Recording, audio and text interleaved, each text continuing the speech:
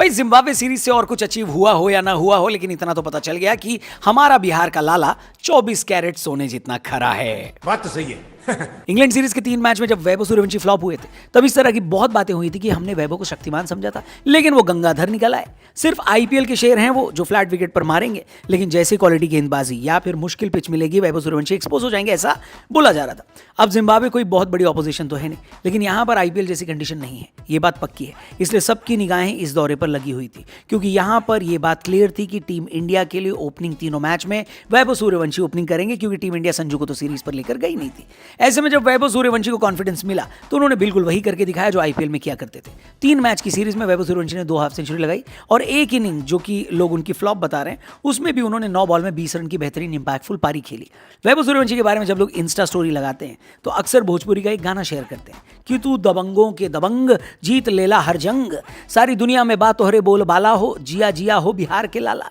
ऐसा लगता है ये गाना भोजपुरी इंडस्ट्री में वैभव सूर्यवंशी के लिए ही बनाया गया है, क्योंकि उनसे ज्यादा दबंग कोई है नहीं और उन्होंने हर जंग जीत रखी है और अब पूरी दुनिया में उनका बोलबाला है, क्योंकि उन्होंने दिखा दिया है कि इंटरनेशनल क्रिकेट में भी थोड़ा टाइम दे दो। सचिन कोहली वाली जो उनकी कंपैरिजन हो रही है वो गलत नहीं हो रही है। कल वैभव सूर्यवंशी के पल्ले एक बार फिर जिम्बाब्वे के गेंदबाज पड़ गए और इस तरह जिम्बाब्वे इंटरनेशनल क्रिकेट की पहली ऐसी टीम बन गई है जिसकी सुताई बिल्कुल तसल्ली बख्श तरीके से करी है वैभव सूर्यवंशी ने। तो हुआ ये कि टीम इंडिया को पहले बैटिंग करने जाना पड़ा। कई लोगों को ये लग रहा था कि क्योंकि टीम इंडिया ऑलरेडी सीरीज जीत गई है, इसलिए आखिरी मैच में थोड़े एक्सपेरिमेंट कर सकते हैं। प्रभसिमरन सिंह, जिनका संजू की जगह पर इस सीरीज का हिस्सा उनको बनाया गया था, उनको मौका दिया जा सकता है, ये सोचा गया। लेकिन ये मौका किसकी जगह दिया जाता, ये बड़ा सवाल था, क्योंकि ऑलरेडी वैभव और संजू में किसी एक को खिलाया जा रहा है, यानी वैभव को तो तीनों मैच खिलाना बहुत जरूरी था और अभिषेक शर्मा का फॉर्म अच्छा नहीं चला था, इसलिए आगे आने वाली बड़ी सीरीज और टूर्नामेंट के लिए उनको भी फॉर्म में वापस लाने का मौका देना था।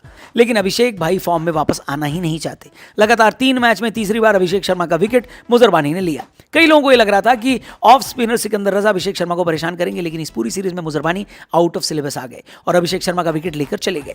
हमने आपसे कल भी कहा था, एक बार फिर बोल देते कि सोशल मीडिया को अभिषेक की ये इनकंसिस्टेंसी पसंद नहीं आ रही है और अब बात यही करी जा रही है कि अगर 2 इनकंसिस्टेंट लोगों में किसी एक को मौका देना है तो अभिषेक शर्मा की जगह संजू को मौका दिया जाना चाहिए, ये लोग बोल रहे हैं।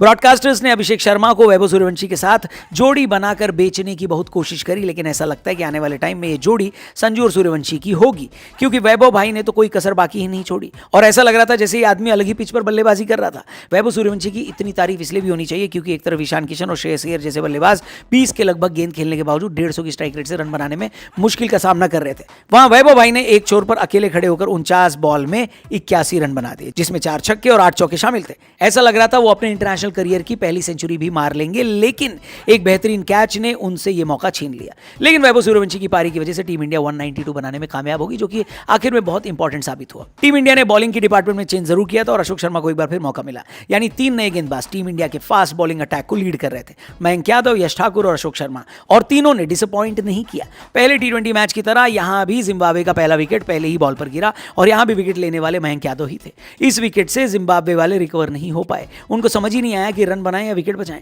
जिम्बाब्वे की खराब हालत की जिम्मेदार उनके कप्तान सिकंदर रजा की फॉर्म भी रही। जिम्बाब्वे काफी हद तक अपने कप्तान सिकंदर पर बल्लेबाजी में डिपेंड करती है, लेकिन यहां पर उनको रन बनाने का मौका ही नहीं दिया गया। रायन बर्ल ने थोड़ी बहुत कोशिश जरूर करी और हाफ सेंचुरी बनाई, लेकिन मयंक यादव ने अपने स्पेल में 3 विकेट लेकर जिम्बाब्वे को टारगेट से बहुत दूर रखा और इंडिया ने यह मैच बड़े आराम से 35 रन से जीत लिया। वैभव सूर्यवंशी को उनकी इनिंग के लिए प्लेयर ऑफ द मैच का भी अवार्ड मिला। सीरीज में 151 रन का टोटल उन्होंने बनाया, इसके लिए उनको प्लेयर ऑफ द सीरीज भी मिल गया और उनको इसके लिए बधाई। ओवरऑल वैसे तो हम जिम्बाब्वे इसलिए जाते हैं ताकि जिम्बाब्वे क्रिकेट की फाइनेंशियल मदद कर सके, लेकिन इस बार हमने अपनी भी मदद करी और कप्तान Shreyas Iyer finally winning mode में आ गए। ओवरऑल आप जिम्बाब्वे सीरीज को कैसे देखते हैं, कमेंट करके बताना। मेरे